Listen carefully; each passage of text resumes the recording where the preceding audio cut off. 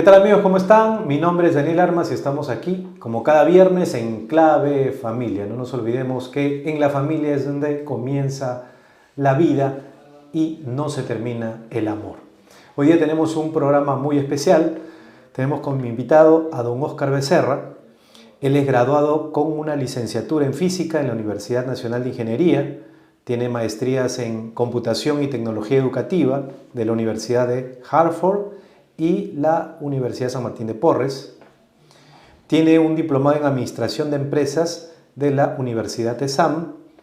Terminó estudios de doctorado en Psicología en la Universidad San Martín de Porres y bueno, muchos cargos en instituciones de prestigio, pero su cargo más relevante ha sido el de Ministro de Educación, así que para mí es un placer tener a don Óscar Becerra. El placer es mío, y eso de don es un poco obsoleto, digamos, pero gracias.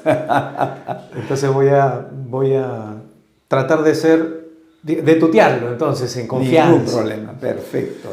Y creo que el tema además lo merece porque la familia es fundamental. O sea, si nos olvidamos de la familia, mejor nos olvidamos de la sociedad y de la especie humana, ¿no?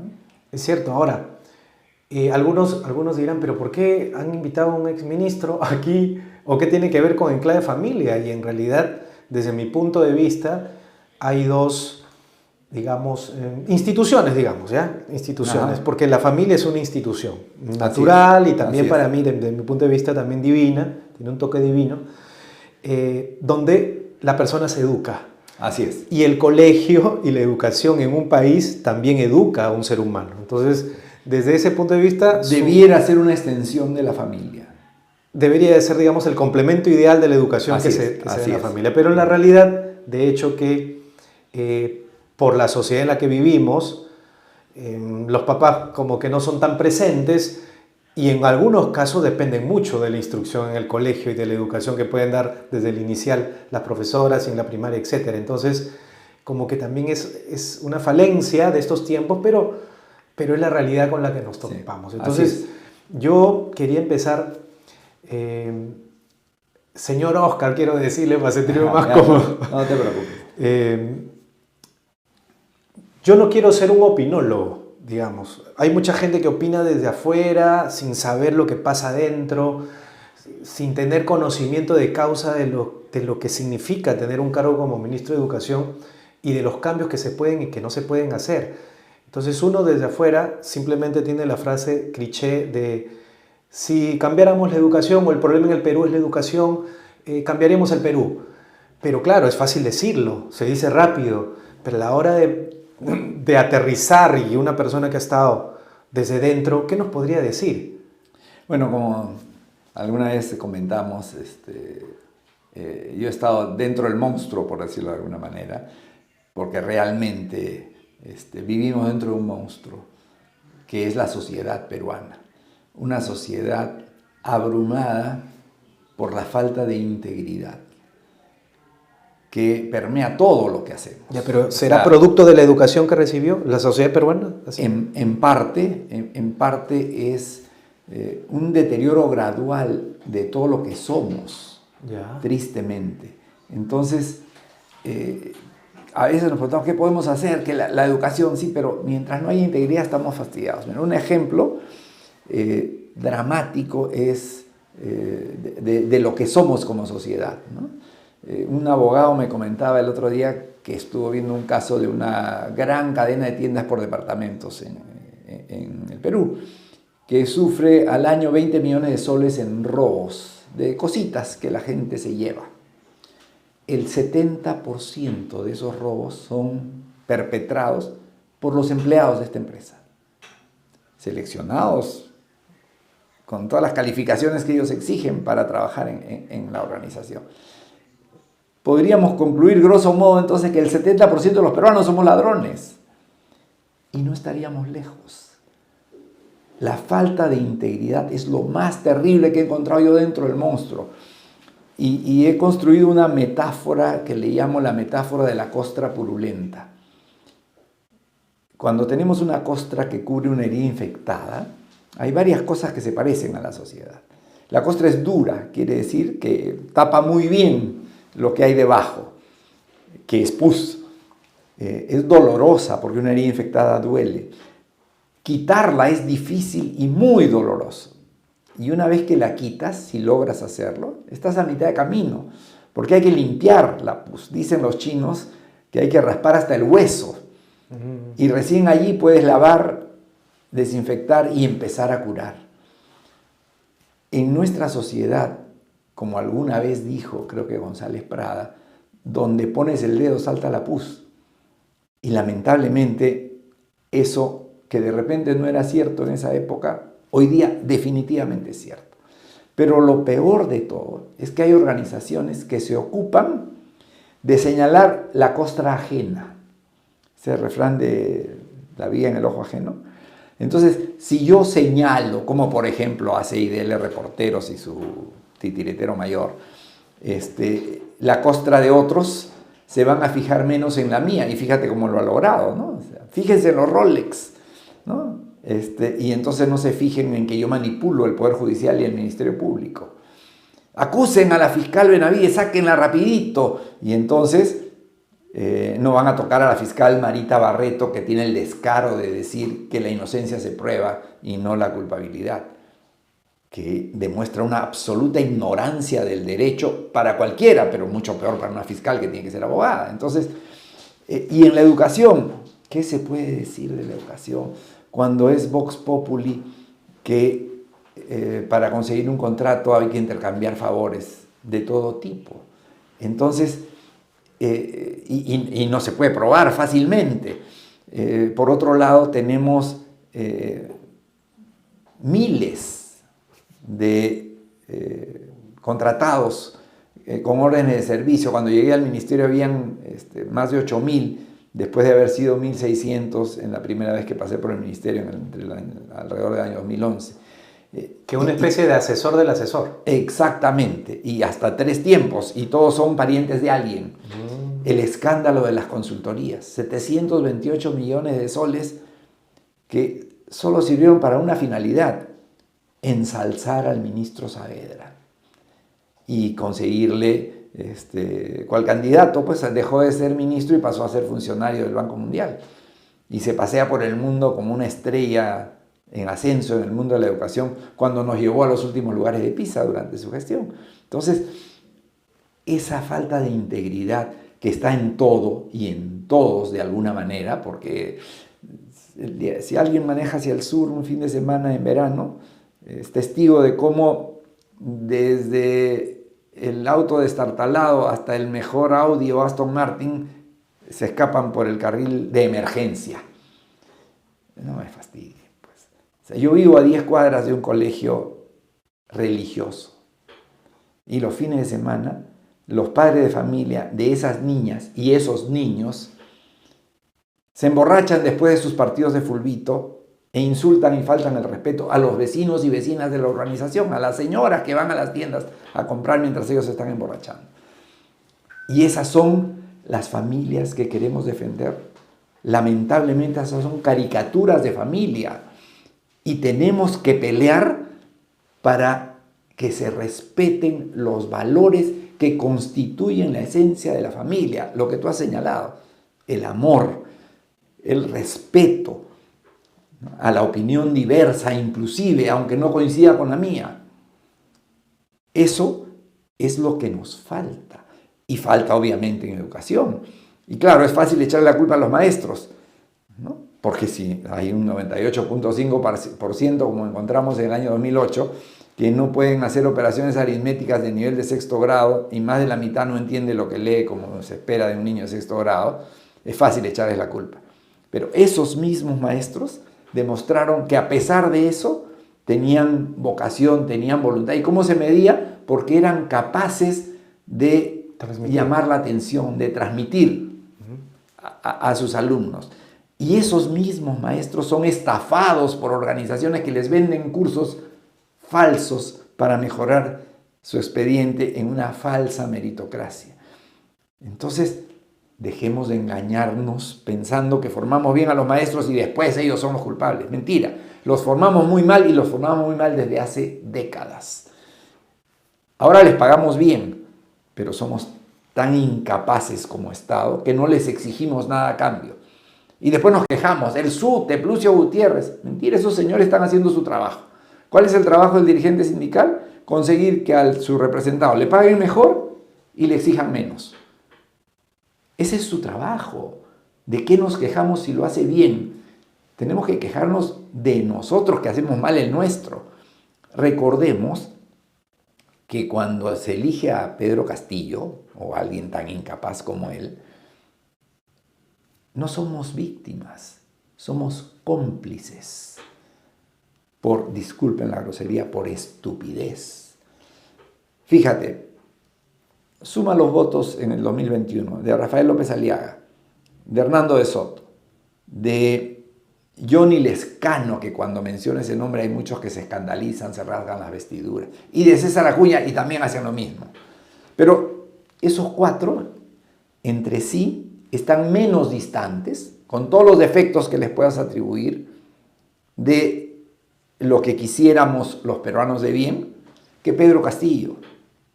Claro, somos tan idiotas que nuestro odio a Keiko Fujimori, no digo el mío en particular, digo nuestro como sociedad, ¿no? Permitió que eligiéramos a un incapaz, prácticamente analfabeto funcional, por más que tenga papeles que digan que era maestro, como Pedro Castillo. Esos cuatro que he mencionado alcanzaron 36.8% de la votación. El doble que Pedro Castillo y el triple que Keiko Fujimori. Si yo te preguntara a ti o a cualquier peruano de bien, si tuvieras que elegir entre uno de esos cuatro, elegido al azar, que tú no tienes opción de escoger cuál, pero es uno de esos cuatro, y Pedro Castillo, ¿por cuál hubieras votado? Por uno de esos cuatro, por cualquiera de los cuatro, pero fuimos tan idiotas que tuvimos que estar entre Pedro Castillo y Keiko Fujimori, y además con una izquierda caviar manipulando las organizaciones del Estado, porque eso es lo que hicieron. Nunca se pudo probar si hubo o no hubo fraude. Y era fácil hacerlo, pero Crobeto, creo que se llama el de la OMP, y Salas Arenas, en el Jurado Nacional de Elecciones, impidieron que se pudiera aplicar una prueba sencillísima para saber si había o no había fraude. Claro, la presunción de inocencia nos lleva a concluir, como no hemos podido probar que hubo, entonces no hubo. Pero simplemente no podemos probar que no hubo. Esa es nuestra realidad. ¿Y qué vamos a hacer? Pensar un poco. Trabajemos para evitar que esa situación se repita. Ya, ahora, usted ahí a grandes rasgos me ha hecho un diagnóstico. Me ha hecho un diagnóstico de, digamos, de la realidad peruana. Y yo lo que quería también, a propósito de esa respuesta que usted me ha dado, es el hecho de por dónde empezamos, ¿no? Porque, claro, usted nos muestra una situación caótica de la sociedad en sí, y entiendo que la sociedad es producto de cómo concibe la educación y se alimenta, ni siquiera digo retroalimenta, porque en realidad es como el huevo y la gallina, digamos. Exacto, porque retroalimentar significa en todo caso hacer un feedback donde yo aprendo. Pero en este caso no aprendemos como sociedad y seguimos en lo mismo. Fíjate. Entonces, pero ¿cuál es producto de cuál? Y quisiera hacer una pregunta propositiva, es decir, ¿qué podríamos hacer? ¿Dónde empezamos a cambiar para que este huevo y la gallina empiece a tener, digamos, un norte, un horizonte? Sí, fíjate, ya demostramos que podemos hacer algo. Entre el 2000 y el 2009, los maestros peruanos ganaban 1.200 soles y algunos sí, menos. siempre se había les sabido pagaba muy mal. Poquito, ¿no? Y eran tan mal formados como te he señalado hace un rato. No, aparte que estaban más preocupados cómo llegar a fin de mes. Y no sin embargo, entre el 2000 y el 2009, con esos maestros y con ese sistema desgraciado, el Perú fue el país que más mejoró en PISA. Escaló, digamos. Sí, claro. ¿Por qué? Porque había un plan, había una estrategia independiente del partido o del gobierno. Ahí tuvimos a Valentín Paniagua, pésimo gobernante en mi opinión, porque nos vendió al terrorismo. Toledo, no hay mucho que decir de un borrachín, de su falta de integridad. De un borrachín ladrón. coimero, ya lo sabemos hoy día. Y Alan García en su segundo gobierno, que tal vez Alan García pase a la historia como el peor y el mejor gobernante que ha tenido el Perú en los últimos 100 años. Usted dice por los cambios que intentó hacer. Redujo la pobreza de 53, creo, a 24%. La UNESCO certificó que el Perú estaba libre de analfabetismo durante ese gobierno. En uso de tecnología, que fue mi responsabilidad y por lo tanto no puedo ser imparcial, llegamos a estándares de la OCDE en relación de niños a computadoras en la educación pública. Entonces se hicieron los 150 colegios emblemáticos que no se hacían desde la época de Odría. Hubieron cosas, sí. Y el tiempo hasta ahora... Pero también hubo un choque ahí con el tema del magisterio, recuerdo las huelgas. No hubo huelgas. En el segundo gobierno de Alan García no hubieron huelgas. Pero hubo un tema ahí de un cambio. Intentaron hacer huelgas y no lo lograron. Manejo del ministro Chan, a quien tengo que reconocerle ese mérito, y muchos otros. Pero además, pero por las calificaciones después de 3 gobiernos, se logró sacar la ley de carrera pública magisterial. Ah, ya, eso era. Que establecía un sistema meritocrático por el cual los maestros concursaban para ingresar y luego ascendían por méritos y tenían sueldos que en ese entonces iban a ir entre 1.900 y 6.000 soles, si no me equivoco. Hoy día esos sueldos van entre 4.000 y 8.000 soles. No es malo para un país que tiene un sueldo promedio de 1.825 soles. Estamos reconociendo y les estamos pagando a los maestros por lo menos el doble que el promedio nacional. Sin embargo, ese plan iba a demorar 15 años en incorporar buenos maestros a esta carrera pública magisterial. Por estricto orden de méritos se iba a formar mejor, se iban a cerrar los institutos que no cumplieran estándares de calidad para formar maestros, el examen iba a ser único a nivel nacional y exigiendo una nota mínima de 14 para ingresar, etc. Una serie de medidas concurrentes para que en 15 años tuviéramos... Pero iba a quedarse mucha gente desempleada también. No. O sea, los que no cumplían con los requisitos... iban a seguir ganando sus 1.200 soles.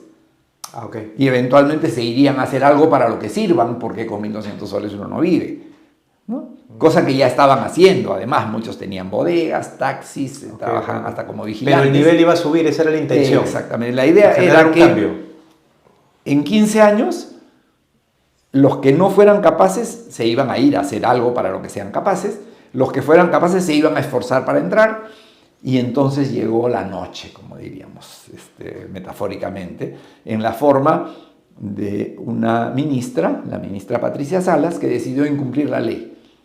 Y teniendo que convocar a un concurso para que ingresen 15.000 maestros, no lo hizo. ¿Qué gobierno fue ese? El de Ollanta-Humala. La ministra Salas fue sucedida por el ministro Saavedra, que se llenaban la boca diciendo que ahora sí había meritocracia. Hicieron aprobar una ley, la ley de carrera magisterial, y metieron a todos, a los entonces 350.000 maestros, capaces e incapaces, a esta nueva escala con un doble de sueldo, sin ningún mérito para entrar, y a partir de ahí les iban a exigir. ¿Dónde está la exigencia? Hubieron unos tan extremadamente incapaces que ni siquiera para eso calificaban porque no tenían título.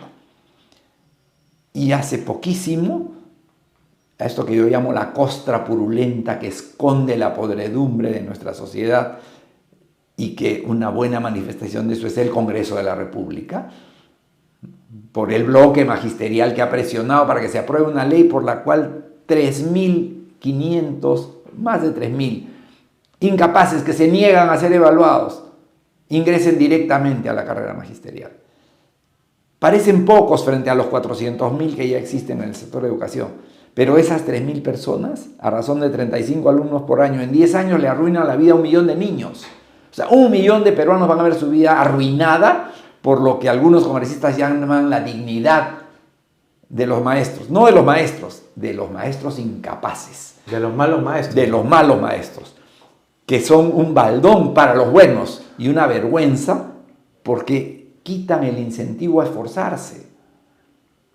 que el maestro está dispuesto a hacerlo. El maestro peruano tiene un compromiso, yo diría, mayor que el de cualquier otro profesional, porque gasta su plata y usa sus fines de semana para capacitarse, para ser mejor, para compensar eso que el Estado no le dio cuando lo formaron como maestro, y encima lo engañan porque le ofrecen cursos falsos.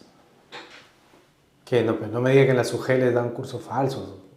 Hay avisos en la SUGEL de 120, certificado por 120 horas en 2 fines de semana. No hay 120 horas disponibles en 2 fines de semana, y eso es lo que les dan. Y les cobran 20 soles, 40 soles, 30 soles. ¿No? Y los maestros ansiosos de ser mejores y de ascender, porque el certificado sí lo reconoce, porque también la podredumbre está por el lado de la burocracia, se meten a eso, usan su plata, engañados miserablemente. Entonces, tenemos que romper eso, por ejemplo. El ministerio ofrece cursos gratuitos a través de Internet, y hay miles de cursos a través de Internet. Que tomen eso, que aprendan las cosas que los hacen mejores, y el ministerio que les tome examen y que certifique las competencias.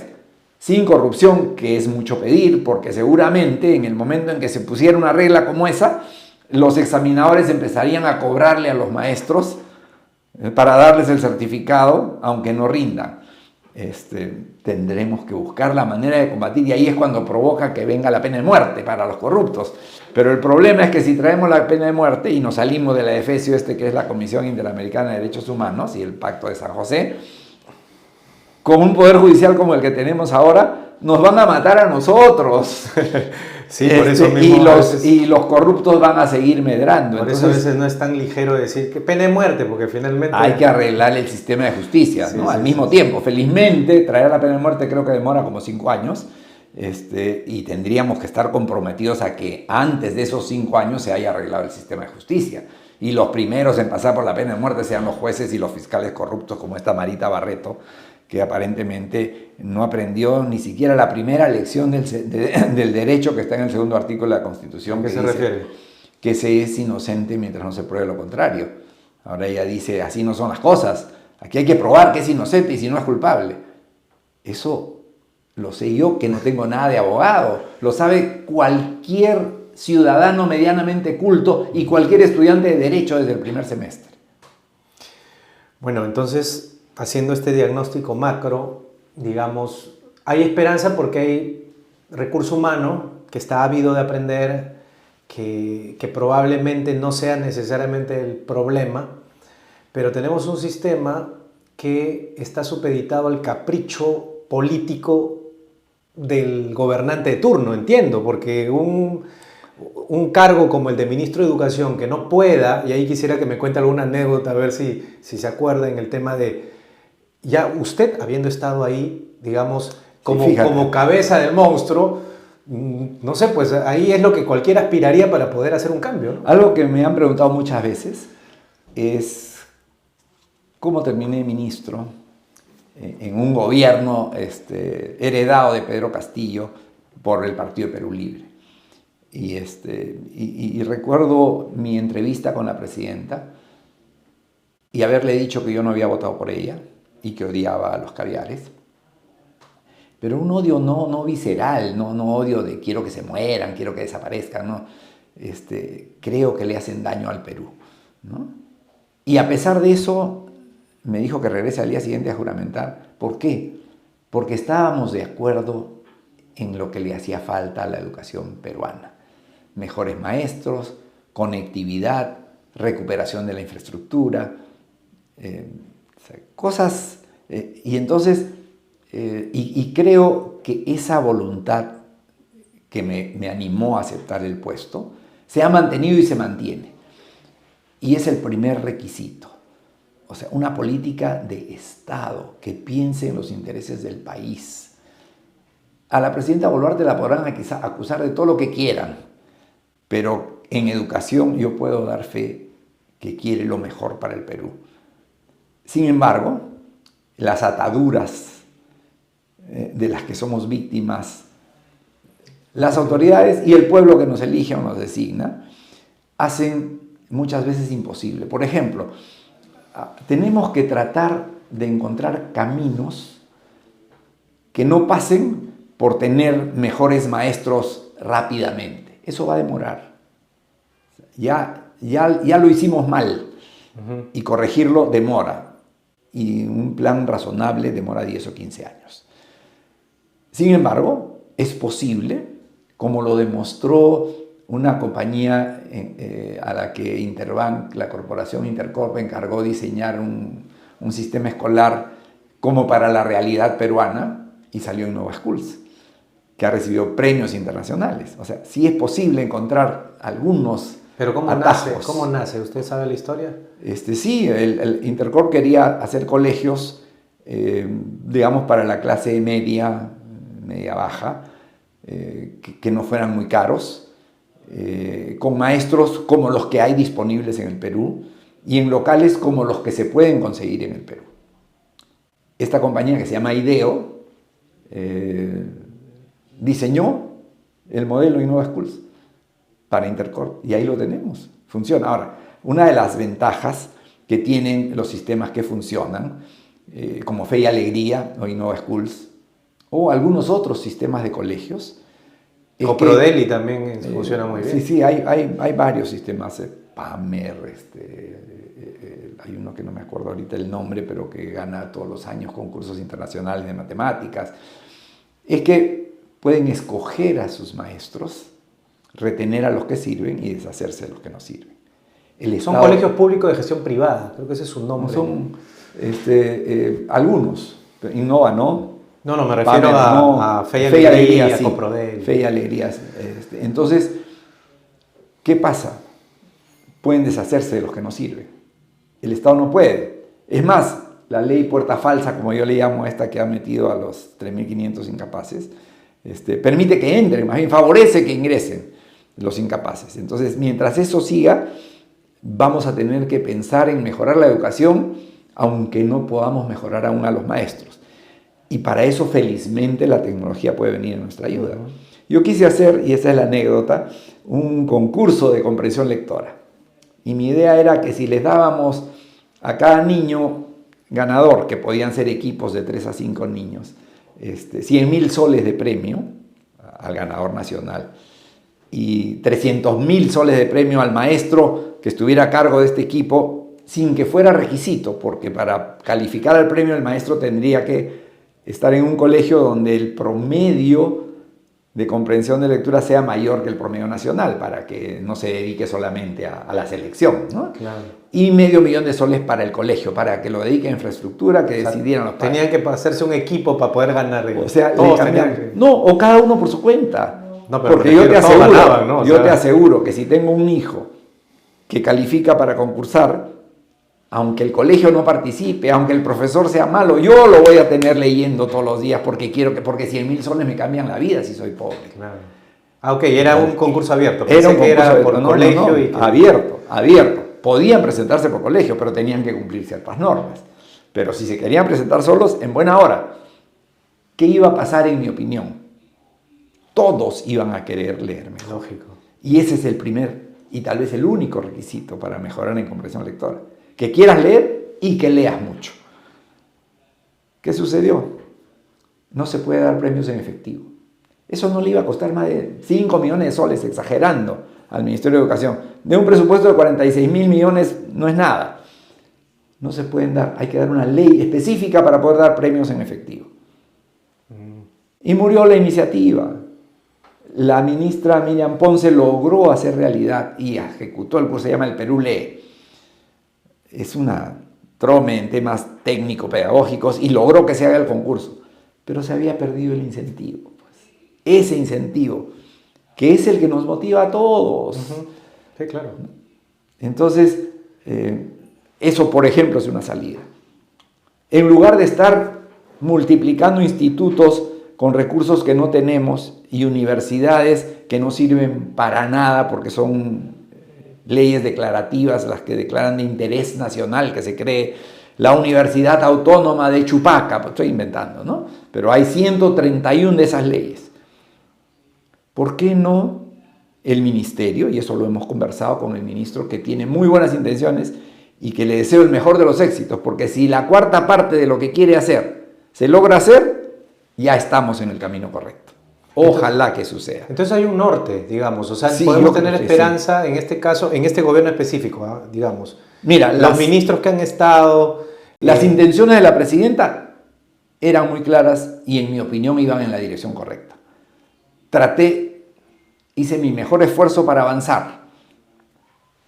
La siguiente ministra, Magnet Márquez, que había sido mi viceministra, siguió en la misma línea y Miriam Ponce luego, probablemente la persona mejor capacitada en temas pedagógicos en el Perú en este momento, siguió el camino, y el ministro Quero, que es un político extraordinario en mi opinión, yo no lo conocía tanto, nos hicimos amigos en la administración pública. ¿Pero él de dónde viene? De la administración pública, No, él es graduado en ciencias políticas. Pero no estaba en el ministerio. No estaba en el ministerio, era asesor de la presidenta en los tiempos en que yo era ministro, y comparte este deseo de mejorar la educación. Por eso desarrollamos esta amistad que me y por eso satisface supongo mucho. que también aceptó el cargo, ¿no? Me imagino, y yo le agradezco mucho la deferencia que tiene de recibirme y de hablar conmigo y de algunas veces pedirme consejo, que se lo doy con todo entusiasmo, porque es el Perú el que está de por medio, y creo que ya hay una dirección que si se mantiene, y ojalá, otra cosa que digamos, uno de los principales logros que pareciera trivial durante mi gestión fue deshacerme de un antro caviar en lo que se había convertido el Consejo Nacional de Educación, con 25 personas que lo único que hacían era reunirse a despotricar contra todo lo que no fuera caviar. Sin reunir, había gente que no tenía ni siquiera un bachillerato universitario. ¿Pero qué decidían ellos? No decidían felizmente, pero recomendaban y tenían el descaro de criticar al gobierno que los designaba, a las políticas de Estado. Entonces, estaban mal, pues no estaban haciendo su tarea, y 25 personas no es un consejo, es una asamblea.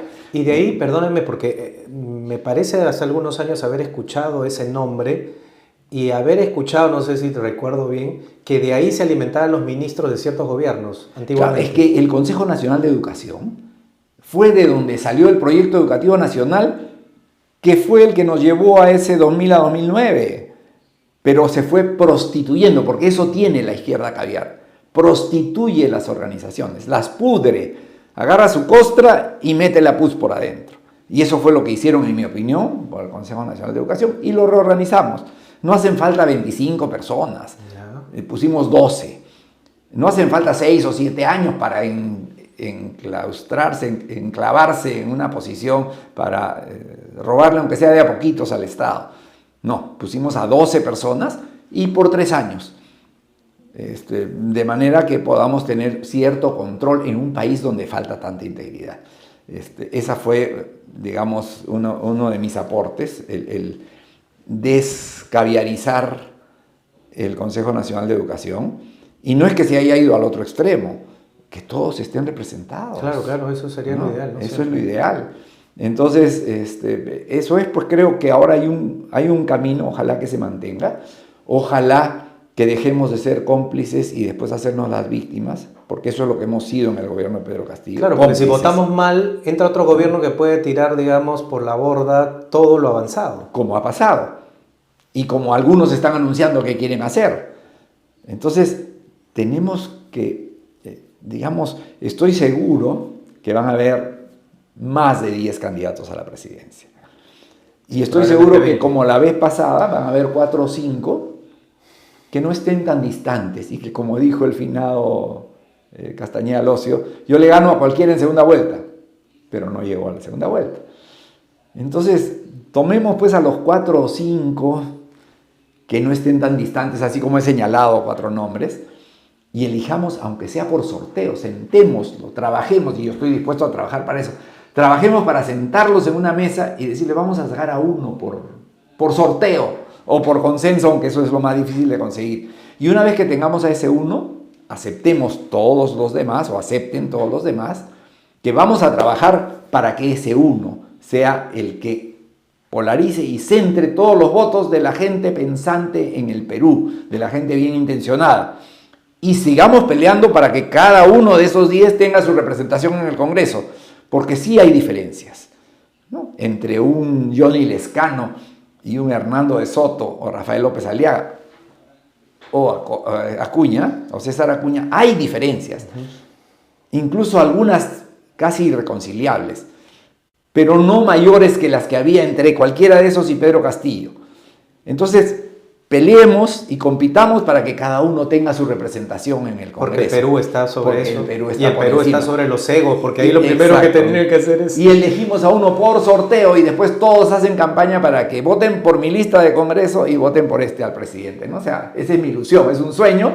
Pero yo creo que está siendo muy ambicioso, porque lógicamente el perfil de un político es justamente ser egoísta, ser orgulloso, egocéntrico. No, ese es el del mal político. Ya, pero es que eso es lo que abunda, eso es lo que hay, eso bueno, es lo que tenemos. Pues, pongámoslos, como se dice, contra la pared para que demuestren que tienen algo de liderazgo. Pero ahí iba justo mi pregunta. El tema es de que el peruano no sabe votar. Hasta grandes profesionales votan con el hígado y no votan con la mente. Entonces, porque, por ejemplo, y perdóname la interrupción, sí. quería redondear en esto. Conozco gente preparada que me ha dicho, no quiero desperdiciar mi voto.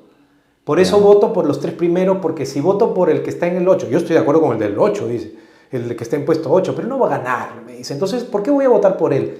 Y yo dije, si todos piensan así, ya fuimos. Y por eso estamos como estamos. Ahora, ¿pero qué pasa en ese mismo escenario si logramos que, por ejemplo, estos 4, ¿no? Para revivir la historia, digamos, ¿no? Los sentamos y escogemos a uno por sorteo. Y digamos que tú piensas que el peor de todos es Johnny Lescano y sale sorteado. El acuerdo es que los otros 3 van a promover que los que simpaticen con ellos voten por ese. Tú que estabas por votar por el del 8º lugar, ahora sabes que estos 4 están de acuerdo con que este sea y que van a trabajar para que lo haga bien y para controlarlo. Y van a tener un Congreso que el día que se quiera sacar los pies del plato, lo va a ajustar. Probablemente te animes a votar con esa condición de consenso, ¿no? Ahora, tomemos un ejemplo de un partido que tiene historia y que probablemente va a tener un candidato, que además pienso lo más probable es que no gane, el Partido Aprista. ¿No? ¿Ya? Imagínate a un líder del Partido Aprista, candidato a la presidencia, que sea capaz de hacer lo siguiente, decirles a sus votantes, tenemos que conseguir que el Partido Aprista tenga una presencia importante en el Congreso. Y yo reconozco que como candidato presidencial no la hago, pero creo que es importante que el pensamiento más cercano al nuestro, comparado con la opción, esté presente. Así que les pido, pueblo aprista, que voten por este señor, X. Y en el Congreso por nosotros. Y vamos a trabajar juntos para que este país cambie. Si fuera capaz ese líder de hacer eso, estaría demostrando amor por el Perú, desprendimiento, sacrificio personal, porque lo más probable es que ya no pueda ser candidato en las siguientes, por la edad seguramente, pero le asegura no solo al país, sino a su partido una presencia que en este momento difícilmente va a conseguir. Porque además, todas las estadísticas dicen que el candidato solo no va a salir, el del frente no va a salir uno que no sabemos quién es. Trabajemos para que ese que no sabemos quién es, sea uno, y no sea por casualidad, y no sea pues de nuevo un Pedro Castillo, ¿no? Bueno, estamos en Clave Familia y estamos hablando de política en este momento, estamos haciendo pedagogía familiar. ¿Por qué? Porque la política afecta a las personas, afecta a la vida de las personas, por ende a las familias, a los padres, a los hijos. Y por eso es importante esta conversación. A mí me Claro que sí. Yo estoy muy contento de lo que me está diciendo porque estamos haciendo una especie de pedagogía de cosas que no se suelen hablar. Tal vez se hablan internamente en las familias, pero teniendo una persona que ha estado dentro del monstruo, como decíamos, en el Estado, que yo supongo que son gente con buenas intenciones, que quiere haber un cambio. A veces es relativo el quien esté gobernando, porque las instituciones o los ministerios en este caso van a estar, son gente preparada. La inercia es muy grande. El problema, como digo, es la falta de integridad. Y además, fíjate, en mi primer día como ministro, alguien desenterró un comentario mío, creo que en Twitter o una de estas cosas, en el cual parecía a taclearlo, ¿no? Sí, parecía que estaba burlándome de la comunidad LGBTI, ya. Lo cual no era cierto. Era un comentario ligeramente sarcástico que luego validé con una autoridad en temas de género como la doctora Chery Ragús, decana de la Facultad de Psicología de la Católica, que me dijo que ella exactamente eso era lo que pensaba. Entonces yo había hecho este comentario y lo desenterraron para identificarme como homofóbico y que detestaba a la comunidad LGBTI.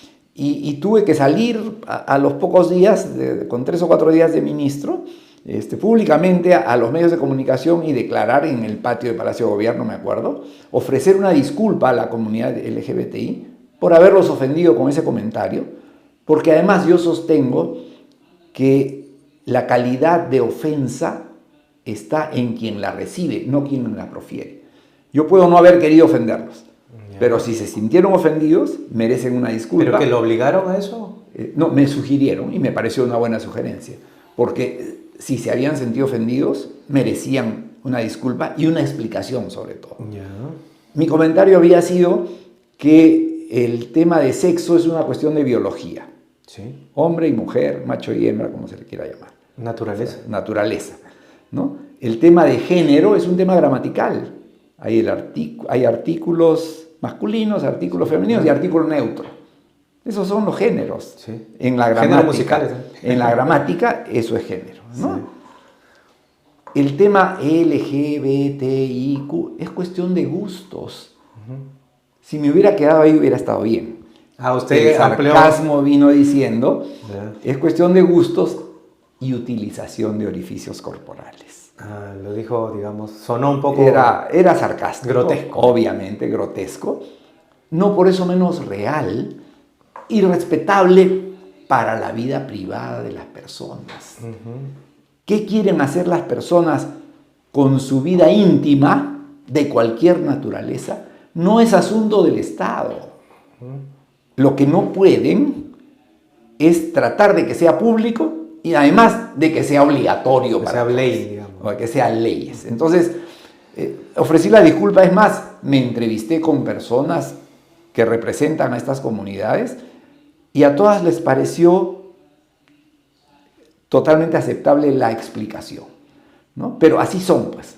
Van a tratar de capitalizar cualquier cosa. Luego salí de ministro por una mentira. Eso le iba a preguntar, ¿por qué sale ministro si ya estaba todo encausado? La presidenta estaba, digamos, que comulgaba con sus ideas. O sea, yo señalé en una conferencia a la que me invitaron al Colegio de Abogados que, digamos, si queríamos algo como Singapur, podíamos traer, por ejemplo, los vouchers educativos, que eran el tema, pero Singapur también tiene pena de muerte para los corruptos. Entonces, traigamos los vouchers y traigamos la pena de muerte, pero eso requería, dije, salirnos de la EFESIO, que es la Comisión Interamericana de Derechos Humanos. Ya. Lo dijo así, a EFESIO. Así, a EFESIO. Ojo, la palabra EFESIO, para los poco cultos, tiene una acepción, la número 2 en el diccionario de la Real Academia, que es despropósito. Y realmente yo considero que lo que hace la Corte y la Comisión son despropósitos que atentan contra la soberanía de los países, en particular del Perú. Pero lo tomaron por el lado de AEFESIO como algo... Se ofendieron. Se ofendieron, reclamaron, me llamaron la atención porque no era asunto mío meterme en temas de relaciones exteriores y con toda razón. Y todo parecía haber pasado bien. Sin embargo,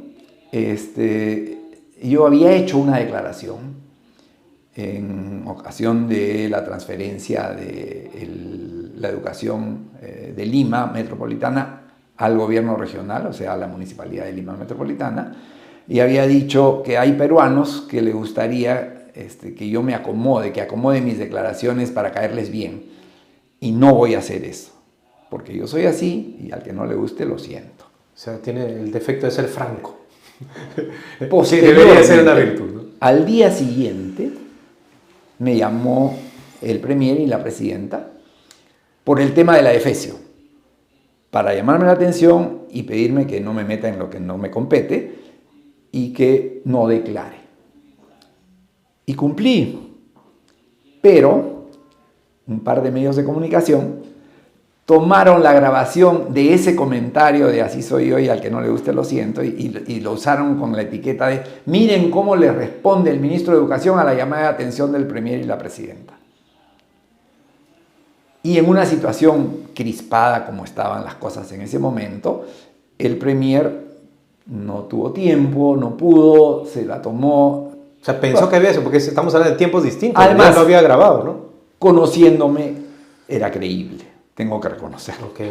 Y entonces, ahí se acabó. O sea, no fue por la declaración, fue por la manipulación de la verdad, por la costra periodística en este caso. Esta costra purulenta que nos invade tiene sus manifestaciones en todo orden de cosas, incluso en el común de los mortales como tú o como yo, y la vemos en la carretera panamericana cuando desde el auto destartalado, el camión, el ómnibus y el Audi o Mercedes se meten por el carril de emergencia. Eso es costra, eso es podredumbre escondida. En ese 70% de peruanos que trabajan en una tienda por departamentos y le roban. Esa es la costra y eso es lo que tenemos que ir cambiando, pero arrancar y ahora, me hace acordar una conversación que tuve hace unos días con Alfonso Baella y él me decía, yo sería un mal ministro de Educación, me decía, porque obligaría a todos los colegios a que aprendan las virtudes cardinales: justicia, fortaleza, templanza y prudencia. Prudencia, claro. Ya. Y yo obligaría a los colegios para que todos aprendan y le daría un premio, y me hacía acordar hace un rato con lo que usted contaba, le daría un premio al colegio y le daría un premio al profesor que incentive y a los alumnos. Obligaría. Sí, pues eso es algo que el ministerio puede hacer. ¿Y por qué no lo hace? Bueno, porque no les da la gana de cumplir. Mira, otra anécdota. En mi segundo día como ministro, firmé una resolución ministerial. No me acuerdo cuál era el tema, pero debe haber sido desagradable para los caviares, que viven dentro del ministerio. Entonces firmé la resolución, mi secretaria, mi asistente se la llevó para que fuera secretaría general y yo entré a una reunión en la salita de reuniones anexa al despacho. A los 5 minutos entró mi asistente y me dijo, ministro, por favor, esta resolución requiere firma urgente. Y me alcanza la resolución que yo acababa de firmar. Entonces le digo, pero esto ya lo firmé. Me dijo, disculpe, después le explico. Era la misma, firmé, se la entregué, la llevó. Cuando terminó la reunión me dijo, no me va a creer. He dejado la resolución sobre mi escritorio para llamar a la gente de Secretaría General a que venga a recogerla y ha desaparecido. La rompieron. Se robaron la resolución. Entonces, mira, Pronavec era un escándalo el nivel de corrupción. Habían inventado un ranking para favorecer a una universidad en particular, obviamente Caviar, y tenía creo que 3.500 alumnos, 3.000 pagados por el Ministerio de Educación, con becas de Pronavec, gracias a este ranking que la ponía entre las 5 primeras, cuando no estaba ni en el lugar 47 en ningún otro ranking. Me encontré con un expediente de este alto, o sea, 1,10 metros de papel puesto de costado, que era el expediente de renovación de licencia institucional de TecSoup, probablemente el mejor, si no uno de los mejores institutos tecnológicos que hay en el país. Con Senati, claro. Con Senati, claro. Y tenía que haber renovado su licencia presentando ese cerro de papeles que estaban tirados al costado de una puerta. Y que yo pensé que eran cientos de expedientes, era uno solo. Y sin embargo, si contratabas a un equipo de asesores, integrado probablemente por la esposa, hermano, hermana, primo, sobrino, cuñado de algún funcionario que da las licencias, te daban tu licencia. Eso se escucha, pero entonces usted está diciendo que eso es verdad, todo lo que la gente... pero por supuesto, por supuesto. Tú necesitas una licencia, contrata a un asesor, pero ese asesor tiene que estar relacionado con el que da las licencias. O sea, que te dicen no a propósito. Y va a ser, esa es la conclusión. Y la experiencia, ¿no? Y lo mismo pasaba en Sunedo. Para mis enemigos la ley, para mis amigos todo, decía Cicerón, sigue siendo cierto. Bueno, si la sociedad está como está, la educación y desde el ministerio y las políticas son, digamos, el reflejo, y seguimos con el huevo y la gallina, no sabemos cuál empieza, por dónde empezar en todo caso. Entiendo de que si es una política a largo plazo para generar un cambio, necesitaríamos, por ejemplo, empezar a cambiar de modelo también. Creo que las TICs, en este caso tecnología de información y comunicación, deberían entrar un poco más a la educación peruana para poder tal vez desarraigar el modelo del siglo XIX. Y poder... Hoy día, si bien en número de instituciones o en número de locales puede haber un 50, 50 y algo por ciento con conectividad, la realidad es que más del 90% de los escolares peruanos tienen acceso a Internet. Y un porcentaje muy grande de peruanos en general. Entonces, ¿cómo hacemos para sacarle la vuelta a estas paredes con las que nos venimos estrellando? Usemos la tecnología. Hoy día prácticamente no hay cosa que no se pueda aprender en Internet. Dejemos que el ministerio se ocupe, evitémosle al ministerio ocuparse de planillas, de maestros, de huelgas. Eso ya por ley está en las regiones. Lo único que falta es pasar Lima Metropolitana a la municipalidad. Háganlo cuanto antes. ¿Y cuál sería el rol del ministerio? Por ejemplo, elaborar a través de una curaduría de contenidos, estructuras curriculares para aprender lo que hace falta saber hoy día en el Perú, para que los jóvenes sirvan de algo, para que los profesionales se actualicen, con cursos y materiales que están disponibles gratuitamente. Y una vez que, por ejemplo, tú quieres ser diseñador gráfico, entras a la página web y el ministerio dice que aquí hay estos cursos, estas son las páginas web. Si sabes inglés, estas son las otras páginas web. Y tomas los cursos y adquieres la competencia. El Ministerio de Educación o el Ministerio de Trabajo o alguna entidad puede certificar tu competencia. Como hacen en el mundo desarrollado, cuando tú quieres postular a una universidad, hay agencias que toman exámenes, ¿no es cierto? El TOEFL, el GRE, el SAT, todos estos exámenes, ¿no? Entonces, algo como eso, para adquirir estas competencias. Una vez que la tienes, te dan tu credencial. Hay que cuidar la falta de integridad, porque la tentación va a ser que, hermanito, dame una mano, pues, ¿cómo hacemos? No podemos arreglar para que me des el certificado que diga que sé, aunque no haya aprendido. Eso hay que cuidarlo. Pero ese es el camino. No hay que invertir, no hay que poner cientos de institutos que no tienen ni infraestructura, ni maestros, y lo mismo con universidades. Hay universidades que tienen más de 20 años con comisión organizadora y no pueden establecerse porque no hay recursos. Sin embargo, tú puedes estudiar cursos en las mejores universidades del mundo gratuitos y que te tomen el examen para ver si has aprendido eso. Y eso podría hacerlo el Ministerio de Educación, el Ministerio de Trabajo, el ministerio correspondiente o alguna agencia acreditadora. Y entonces estaríamos mejorando la calidad de la educación y reforzar la familia. Creo que no hay mejor manera de terminar esta entrevista, que ya estamos cerca del final, que decir que lo único que nos va a salvar es si protegemos y salvamos a la familia en cualquiera de sus formas, aunque algunos no estén de acuerdo. Yo soy católico. Y creo que la familia bendecida por Dios en el matrimonio católico es lo que hay que hacer. Ya, pero por eso, la familia está afectada también por el tema de estas ideologías que a veces se meten, y eso es lo que justo quería terminar con esa pregunta, pero es que no es me parece ideología, pues es cuestión. No, pero las ideologías no se meten a través de la de la educación. Los gobiernos no han querido Claro, meter exactamente.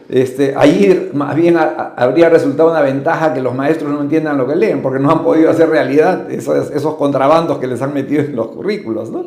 Pero tenemos que defender la familia natural. Ya. Que no es necesariamente... Pero tendríamos que estar... Que no es necesariamente la usted familia cristiana. Sí, entiendo que la familia humana. A confesional, digamos. La ¿no? familia Estamos en un humana país es lo que aconfesional. tenemos que defender. Ya, Y totalmente eso de sí acuerdo. se puede hacer. Me quedo entonces, para cerrar, me quedo con integridad, Sí, definitivamente. Eso es que lo con la nos falta. integridad podemos y aprender a votar. Sí, Y tener a la familia siempre, y por eso a propósito es este programa. Y también, bueno, me tomo la atribución de agradecerle también su tiempo, gracias por lo que nos ha, la sapiencia que uno, igual como le digo, yo no quiero ser opinólogo y me parece pues un lujo tenerlo aquí en Clave Familia y nos por puede favor. explicar.